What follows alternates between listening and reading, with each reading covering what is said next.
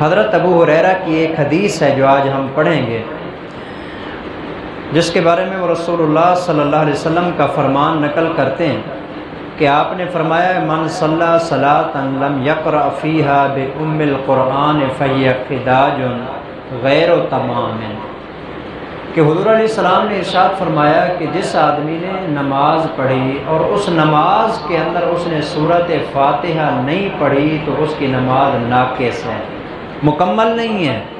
یہ بات 3 مرتبہ ارشاد فرمائی ہے جی۔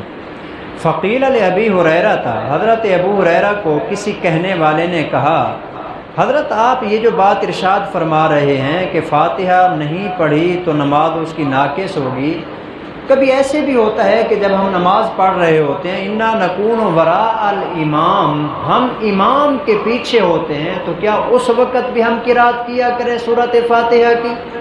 ابو ہریرہ نے فرمایا کہ اقرأ بہا فی نفسک، اگر امام کے پیچھے ہو تو زبان سے قرات نہیں کرنی، ہاں اگر پڑھنا بھی ہے سورۃ فاتحہ کو تو دل میں پڑھنا ہے، دل میں، زبان سے نہیں پڑھنا۔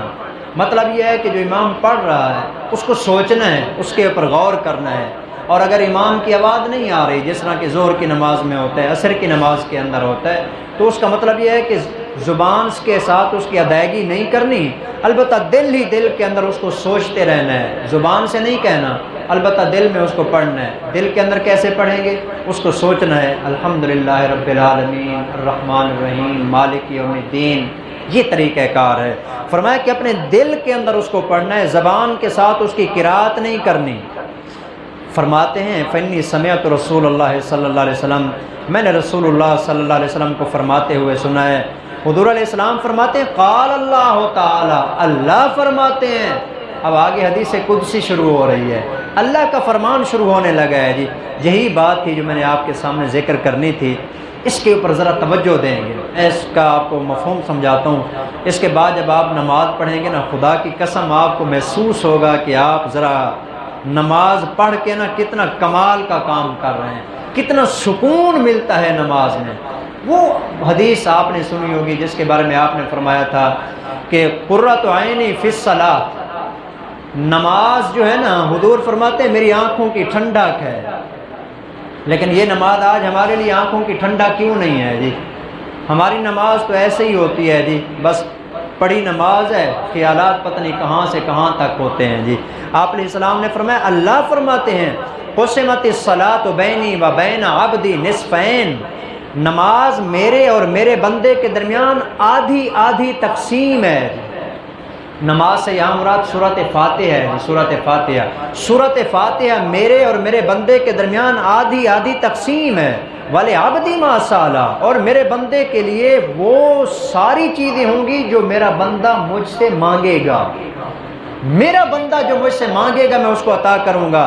چنانچہ اللہ سبحانہ و تعالیٰ فرماتے ہیں فَإِذَا قَالَ الْعَبْدُ الْحَمْدُ لِلَّهِ رَبِّ الْعَالَمِينَ، آپ نماز شروع کرنے لگے ہیں، سورۃ فاتحہ اب شروع کی ہے، پہلی آیت کریمہ پڑھی، ہاتھ باندھے ہوئے ہیں، سر نیچا کیا ہوا ہے، جھکے ہوئے ہیں اور اللہ کے سامنے کھڑے ہوئے ہیں۔ اللہ تعالیٰ فرماتے ہیں جب بندہ کہتا ہے نا الحمدللہ رب العالمین، قال اللہ تعالی حامدنی عبدی، اللہ اوپر سے جواب دیتے ہیں کہ میرے بندے نے میری تعریف کی ہے۔ وَإِذَا قَالَ الرَّحْمَٰنِ الرَّحِيمِ، اور جب بندہ کہتا ہے الرحمن الرحیم، قال اللہ تعالی اثنى علی عبدی، اللہ تعالیٰ فرماتے ہیں دیکھو میرے بندے نے میری ثنا بیان کی ہے۔ وَإِذَا قَالَ مَالِكِ يَوْمِ الدِّينِ، اور جب بندہ کہتا ہے مالک یوم الدین، قال، اللہ تعالیٰ اوپر سے جواب دیتے ہیں مجدنی عبدی، دیکھو نا میرے بندے نے میری بزرگی بیان کی ہے۔ یعنی اللہ ہر آیت پہ جواب دے رہے ہیں، ہر آیت پہ۔ ہم نے کبھی محسوس ہی نہیں کیا، ہمارا دماغ کبھی کہاں ہے کبھی کہاں ہے، کبھی نظریں کہاں ہیں کبھی کہاں ہیں۔ اس لیے حدیث پاک میں آتا ہے جب بندہ نماز پڑھتا ہے نا، دائیں دیکھتا ہے بائیں دیکھتا ہے، اوپر نیچے آگے پیچھے اپنا دماغ کرتا ہے نا، اللہ تعالیٰ اس سے فرماتے ہیں مجھ سے بھی کوئی زیادہ حسین ہے کہ جس کو تو دیکھنا چاہتا ہے؟ میں تیرے ساتھ گفتگو کر رہا ہوں، مجھ سے چھوڑ کے آگے پیچھے دیکھ رہا ہے۔ بندہ کہتا ہے مالک یوم الدین، اللہ فرماتے ہیں مجدنی عبدی، اور جب بندہ کہتا ہے ایاک نعبد و ایاک نستعین، اللہ تعالیٰ فرماتے ہیں ہادہ بینی و بین عبدی، یہ بات میرے اور میرے بندے کے درمیان آدھی آدھی ہے جی۔ ایاک نعبد، یہ بندہ کہہ رہا ہے جی ہم تیری ہی عبادت کریں گے، چنانچہ بندے نے میری عبادت کی، وَإِيَّاكَ نَسْتَعِينُ، ہم تجھ ہی سے مدد مانگیں گے۔ اللہ فرماتے ہیں تو میری نماز پڑھتا رہے، جب تجھے میری مدد کی ضرورت ہوگی میں تیری مدد کیا کروں گا۔ تو یہ بندے اور اللہ کے درمیان آدھی آدھی ہے۔ وَلِعَبْدِ مَا سَأَلَ، اور جو بندہ مجھ سے مانگ رہا ہے اللہ فرماتے ہیں اس کو دیا جائے گا۔